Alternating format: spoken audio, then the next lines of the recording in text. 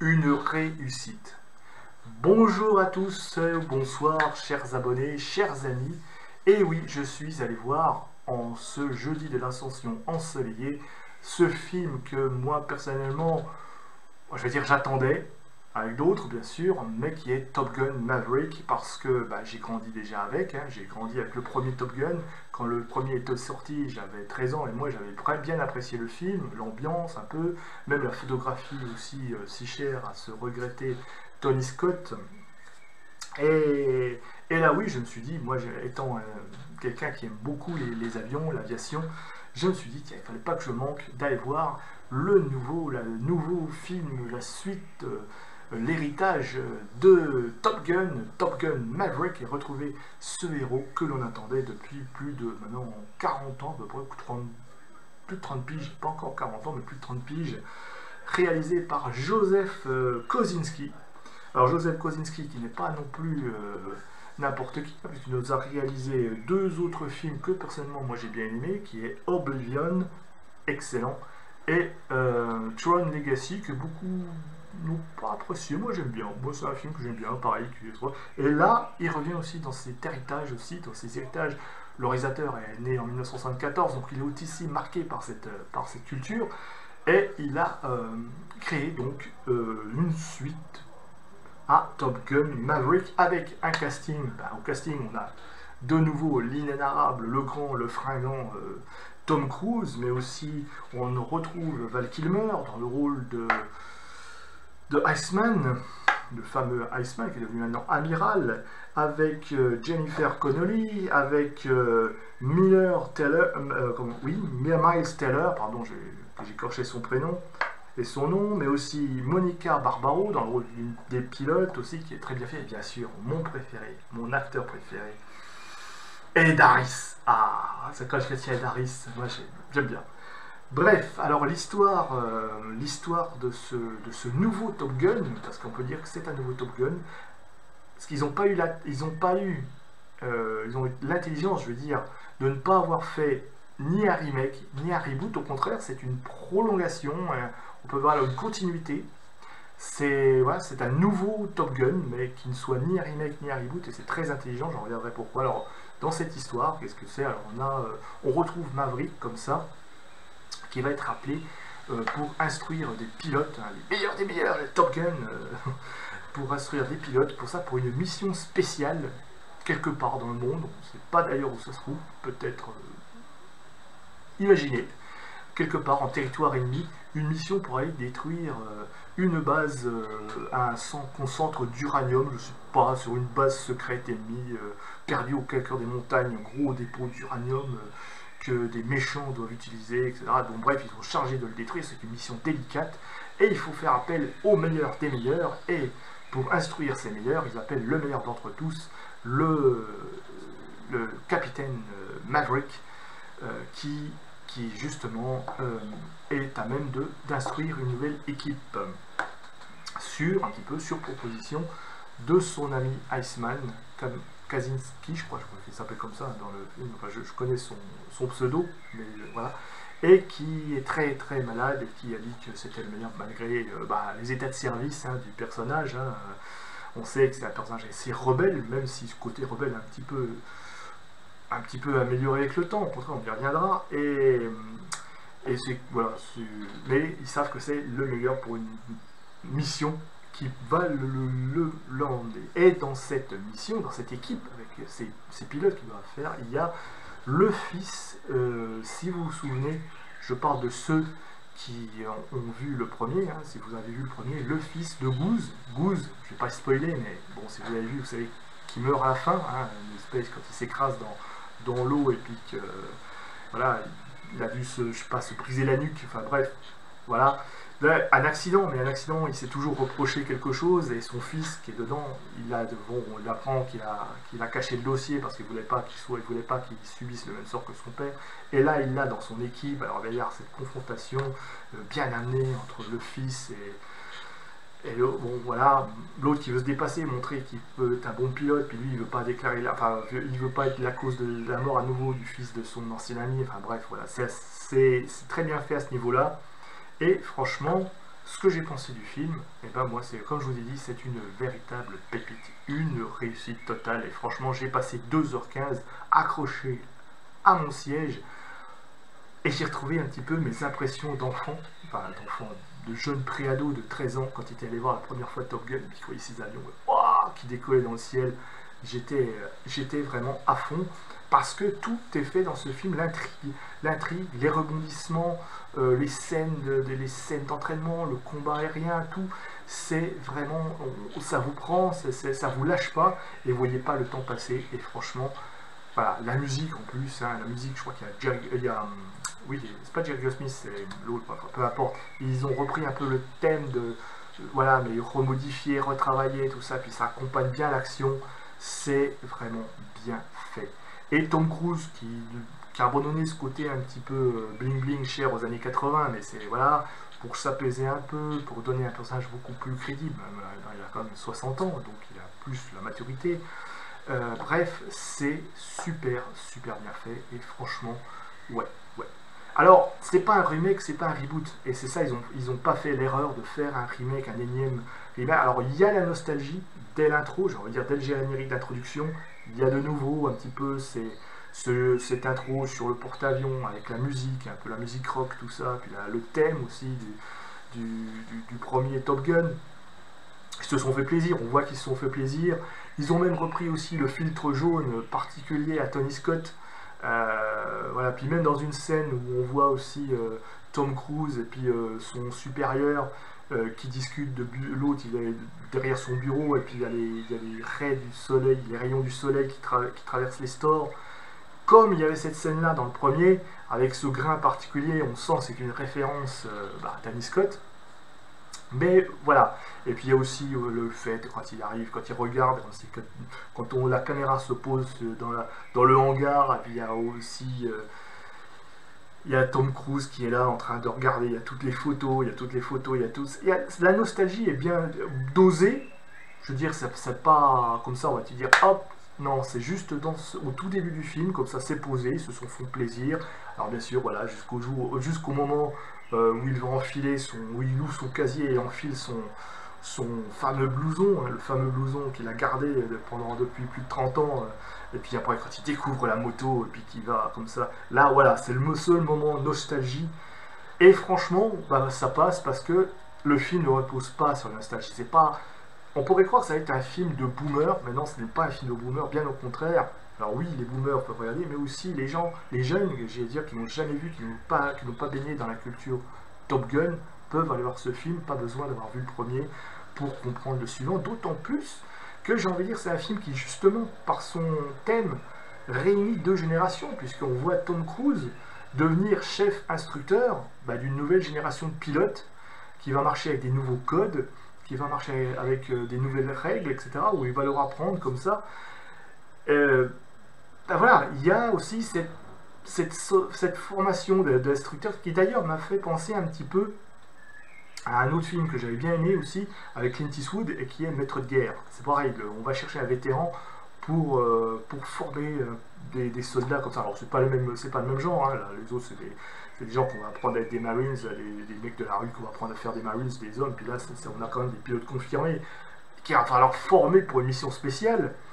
Mais il y a ce même genre conflit génération qui va devenir, au fur et à mesure qu'ils vont réussir à gagner le respect l'un avec l'autre.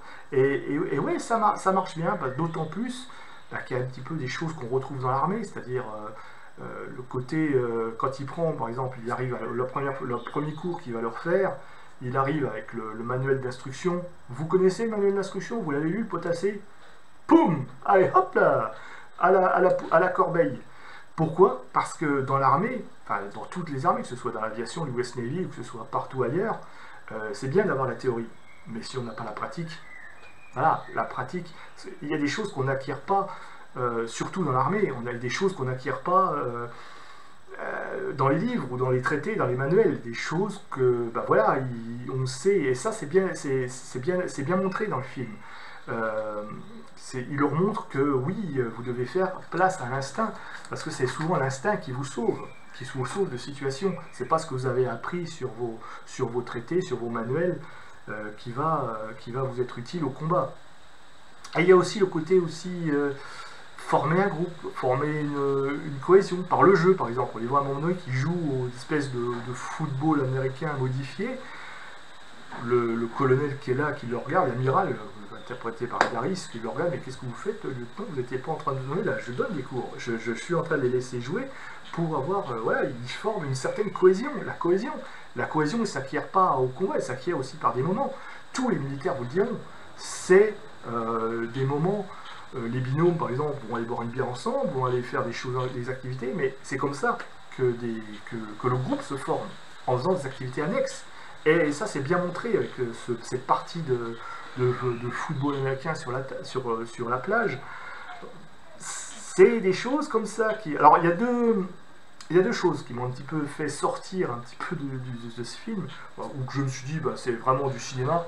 C'est, à un moment donné, dans la mission finale, qui est très bien faite, on y reviendra aussi, dans la mission finale, où on a Maverick qui va s'écraser en territoire ennemi, hein, après qu'ils ont détruit la base. Bon, ils sont pris en chasse par deux espèces de super avions, comme ils disent, 5e génération, on ne sait pas trop ce que c'est, bref, et qui se font prendre en chasse. Et puis Maverick, je ne vais pas détailler, vous verrez le film, il se fait descendre, mais bien sûr, il va s'écraser un petit peu dans le territoire ennemi. Déjà je me suis dit, mais comment ils vont faire pour les récupérer, hein, est-ce qu'ils vont faire une mission? Et là, tranquille, voilà, il va retrouver aussi, alors il va être sauvé par le fils de son ami, voilà, il va être pris en charge lui-même, voilà, qui va détruire un hélicoptère, je ne vais pas vous expliquer, un hélicoptère qu'il avait repéré et qui s'apprêtait à le tuer, il va lui foutre un coup de missile, et puis lui-même il va s'écraser aussi, ils vont se retrouver les deux là, en territoire ennemi, et puis là, mes deux, tranquille, ils vont aller piquer un F-14, un vieux F-14, hein, parce qu'il y a longtemps que l'US Navy n'en a plus, mais apparemment les méchants, eux, ils ont récupéré les vieux F-14 dans une espèce de hangar, enfin, qui n'a pas marché ou fonctionné depuis longtemps, hein. Donc, tranquille, alors ils vont sur la base, ils traversent les grillages, la base est en flammes, normalement, on a des soldats, qui sont en alerte, hein, qui patrouillent, eux, non. Allez hop, tranquillement, ils vont vers le hangar, le tout brûle, tout le monde est panique, mais eux, pop, ils refoutent de vrai, avec beaucoup, ils entrent dans le F-14, et puis ils décollent. Bon, là je me suis dit, ok, c'est du cinéma, hein, c'est qu'un film, après tout, pourquoi pas, bon, en réalité, ça m'étonnerait que ça se passe aussi bien que ça. Et puis aussi, bon, un petit côté dans les combats aériens, à un moment donné, il te fait une chandelle, le mec, et puis après, un petit 360, il se remet en position, laisse passer le missile, ok, bon, c'est qu'un film, hein, c'est pas la réalité de ce que vivent les pilotes, hein. Quoique dans le premier Top Gun, hein, il y avait aussi des situations comme ça, quand l'avion fait une chandelle, et qu'il laisse passer le MiG, et puis lui, il coupe les gaz, il les remet à fond. Bon, c'est un film, donc voilà, il faut que ce soit un peu spectaculaire, sinon, bon.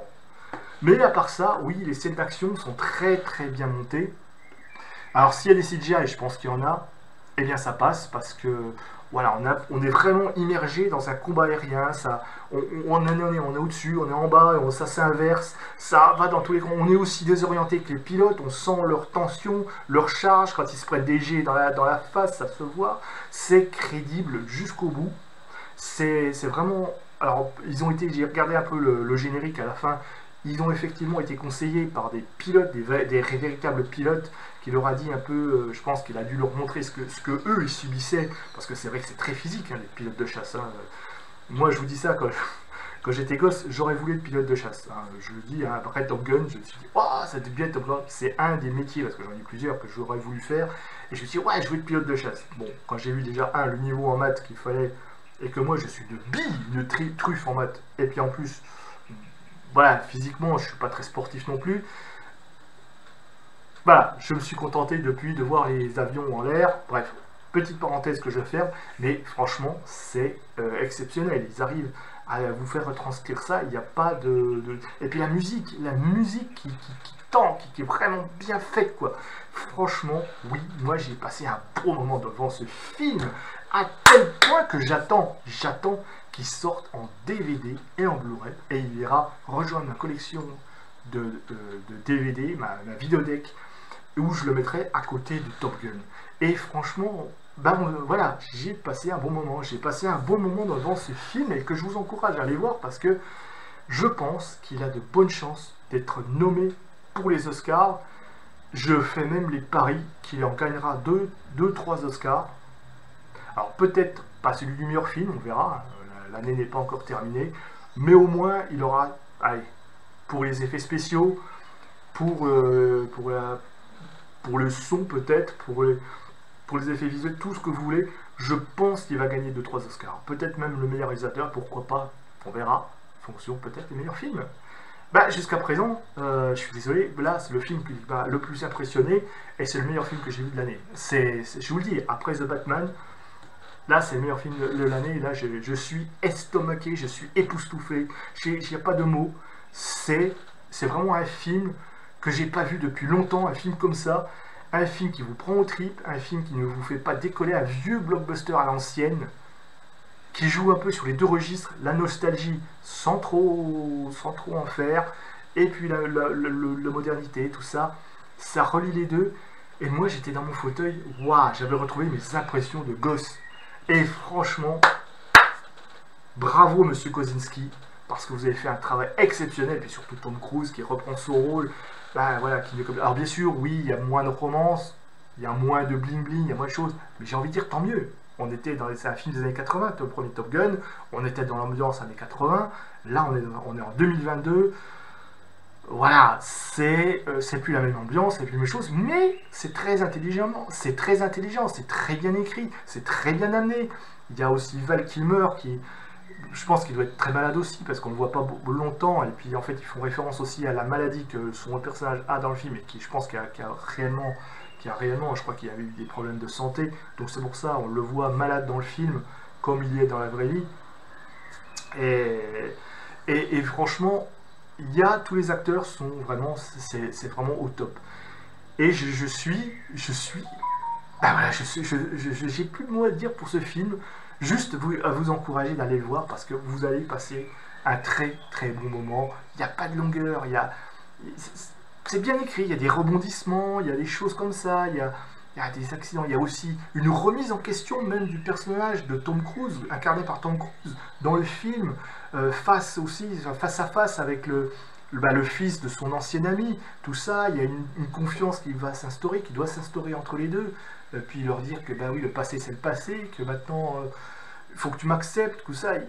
À un moment donné, ils font même équipe, hein, comme je vous ai dit, ils font équipe à un moment donné, et c'est très symbolique. Et sur un final en plus, je vous dirai pas quel est le final, voilà, ça aurait pu mal se passer aussi pour les deux, mais ils sont... voyez la fin, voyez-le, parce que je ne veux pas vous dévoiler la fin, mais franchement, oui, ça le fait. Et en plus, les méchants, un petit point sur les méchants aussi, c'est un film qui ne cible personne. Hein, on parle de centrale uranium, bon, voilà, on parle à un moment donné de centrale d'uranium, voilà, la base secrète qu'ils doivent détruire, c'est une base d'uranium, sans dire où elle se trouve, et savoir, on n'a aucune donnée sur les ennemis. Et ça, je trouve que c'est astucieux, parce qu'on, voilà, ça cible pas les Russes. Dans le premier, on savait que c'était des Russes. Parce que MiG, hein, F-14 contre des MiG, hein, bon, on se doute bien que c'était des Russes. Là, j'ai une petite idée, peut-être des Iraniens, mais ça peut être aussi des Nord-Coréens. On ne sait pas, voire même des Russes aussi, hein, des Russes, ou des Chinois. Hein, vous faites le choix. De toute façon, ce film, on sent qu'il va être distribué, hein, dans le monde entier. Hein, donc, ils n'ont pas envie de s'aliéner les pays où ce sera distribué. Bon, on va plus cibler les Russes, hein, de toute façon. Non, bon, peu importe, non, pas de politique ici. Mais, voilà, ils veulent pas s'aliéner aucun pays, donc les méchants, on va dire, sont neutres, entre guillemets. C'est-à-dire, bah, si vous voulez que ce soit des Nord-Coréens, c'est peut-être des Nord-Coréens. Même les lieux, hein, c'est bien fait parce que lieu géographique, on aurait pu dire, c'est quelque chose, ça se passe dans la neige, ça se passe, c'est peut-être en Russie, mais oui, mais il y a aussi des montagnes en Corée du Nord, et puis il y a aussi des monts élevés, il y a aussi de la neige aussi en Iran aussi, hein, c'est pas, et puis en Chine. Ok, on peut pas dire, mais c'est très bien fait parce que justement, voilà, les méchants, ça peut être des méchants, on sait pas. Peut-être des terroristes, ça peut être un groupe terroriste, et même sur la carlingue des avions, une espèce d'aigle qui peuvent être utilisés aussi bien par des forces gouvernementales que par des groupes terroristes. Donc voilà. Donc on imagine ce que l'on veut, et ça c'est plutôt bien amené. Je vous dis, c'était aussi pour des choses aussi, hein, le film doit s'exporter un peu dans le monde entier, et ils n'ont pas envie non plus de s'aliéner les pays, mais en même temps, voilà, le premier Top Gun, c'était clairement, à un moment donné, pareil, c'était un film anticommuniste, c'était un film anti-soviétique, où voilà, où c'était le F-14 qui va abattre des MiG, entre parenthèses, qui m'a toujours fait un peu rire, hein, parce que le F-14, c'est un bon avion, le F-14, hein, mais vis-à-vis d'un MiG, voilà, bon, bref, mais là, voilà, c'est un film qui se concentre un petit peu sur le côté, un peu, ça vous ferait revivre une belle histoire. Et, et j'ai envie de dire aussi un peu sur qu'est-ce que c'est que la transmission, comment on transmet aussi un savoir, comment on crée un groupe, comment on fait cohabiter les générations, parce que c'est ça aussi, on a quand même Tom Cruise qui arrive, on a les nouvelles générations, là, les nouveaux pilotes qui incarnent la nouvelle génération, comment on se voit. Ouais, et voilà, c'est un film qui réunira plusieurs générations à l'écran, et puis derrière l'écran, les spectateurs, j'ai envie de dire, amenez voir vos enfants, parce que c'est pas vulgaire, c'est pas violent, ils vont adorer avec les avions, tout ça, ils vont pas trouver le temps long avec vous aussi, franchement, c'est un film que j'ai vu par des enfants, et puis ils n'ont pas besoin de comprendre, voilà, d'avoir vu le premier film, hein, alors, bien sûr, ils comprendront peut-être pas, quand vous aurez les larmes aux yeux en voyant certaines références du début, eux ils comprendraient pas. Bon, bah, ça c'est normal. Faut aussi, voilà, le coup du blouson avec les drapeaux philippins, taïwanais derrière, la moto, tout ça, ils vont. Les plus jeunes, j'ai envie de dire, vont pas forcément capter tout de suite.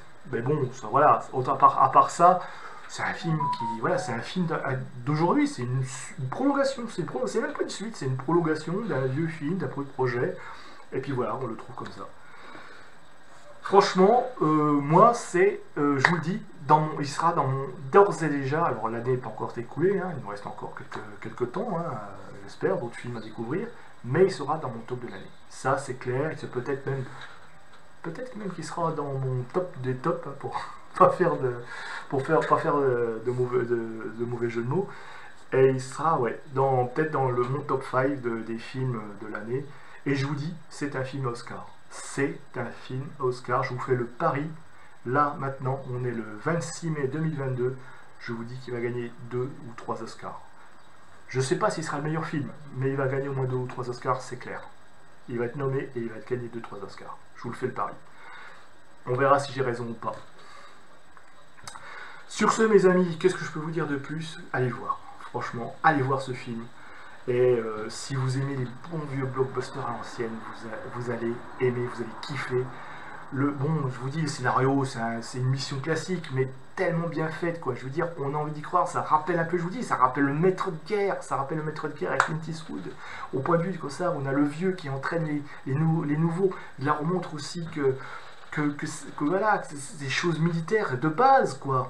Je veux dire, on apprend tout, ça s'apprend sur le terrain. Et bien sûr, à un moment donné, j'ai oublié de vous dire aussi une chose, c'est qu'à un moment donné, il montre qu'un chef, pour être respecté, pour avoir son autorité, il doit montrer l'exemple. Le vrai chef, c'est celui qui montre l'exemple. Et à un moment donné, on voit Tom Cruise qui dit, oui, c'est possible, et je vais vous montrer qu'en 2 minutes, on peut passer, voilà, les missiles et réussir cette mission. Vous verrez pourquoi. Et il montre l'exemple, il montre que c'est possible. Parce que le vrai chef à l'armée, c'est celui qui montre l'exemple. Mais ça, c'est autre chose. Mais voilà, ça montre des petites valeurs militaires, etc. Voilà, j'ai un peu passé. Je sais pas quoi dire de plus sur ce film, mais franchement, que moi, j'espère bientôt l'avoir dans ma vidéothèque. Et à côté de mon Top Gun, que j'en ai racheté d'ailleurs en DVD, parce que la cassette, j'ai dû la laisser chez mes parents. Elle est dans la maison de mes parents, quelque part. Et à l'époque, je l'ai tellement poncé la cassette, je l'ai tellement revue. Il y a des traits comme ça qui apparaissent. Je vous dis, elle doit être baladée encore dans un vieux carton, mais franchement, à tel point que ouais, je l'ai racheté en DVD. Mais franchement, oui, ça va être un bon film. Je crois que c'est le meilleur film de l'année. Top Gun de Joseph Kosinski avec Tom Cruise dans les rôles titres. Superbe film. Allez le voir. Vous m'en direz des nouvelles. Sur ce, mes amis, eh bien, je vous souhaite un bon visionnage. Si vous avez vu le film, dites-moi ce que vous en avez pensé. Vous avez le droit de le détester. Hein. Je sais qu'il y a des gens qui n'aiment pas tellement Tom Cruise, ou il y a des gens qui voilà, du côté, ça les dépasse un peu, l'aviation, tout ça. Bah, dites-moi si vous avez aimé, dites-moi si vous avez détesté aussi. Moi, voilà, le cinéma, c'est pas parce qu'on considère un chef-d'œuvre que tout le monde doit considérer que c'est un chef-d'œuvre. Moi, je suis ouvert à tout. Likez, partagez, diffusez ces vidéos, mais surtout allez voir ce film. Et franchement, Tom Cruise, c'est vraiment au top.